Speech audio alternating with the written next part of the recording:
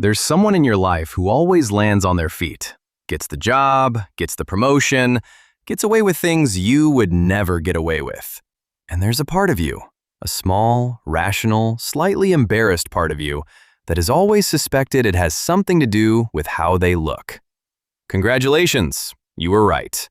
What you've been calling luck or charm or just the way things work has a name and a dollar amount attached to it. And that dollar amount is going to make you uncomfortable. It's called the halo effect. The whole thing comes down to one idea. One positive quality, like being attractive, casts a glow over everything else. So people assume you're smarter, more trustworthy, more competent, based on nothing, based on a face. Now here's where it stops being abstract and starts being something you should actually be upset about. Attractive people earn 12% more. That wage gap is comparable in size to the gaps we've documented around race and gender. Same job, different face, different paycheck. A study tracked 43,000 MBA graduates for 15 years. The attractive ones were still making thousands more annually. And if you work in a restaurant, attractive servers earn about $1,200 more in tips per year. Your face is, apparently, a revenue stream.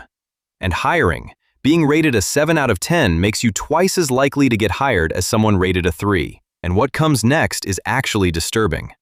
The legal system.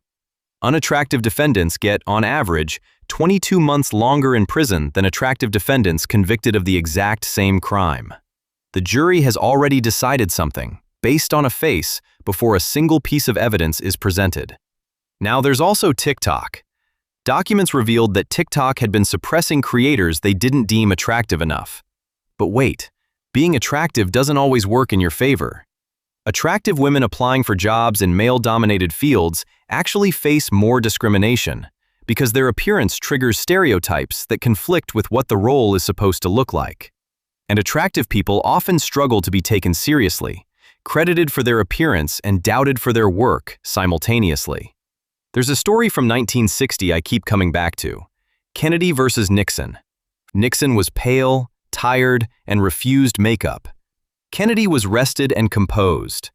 People who watched on television thought Kennedy won. People who listened on the radio, the exact same words, the exact same arguments, thought Nixon won. The debate didn't change. The perception of who won did. Entirely. And that was 1960, before social media, before algorithms, before AI analyzing your face to predict your salary. You can't opt out of a bias that fires before a single rational thought forms. But you can stop calling it luck. You can stop calling it charm.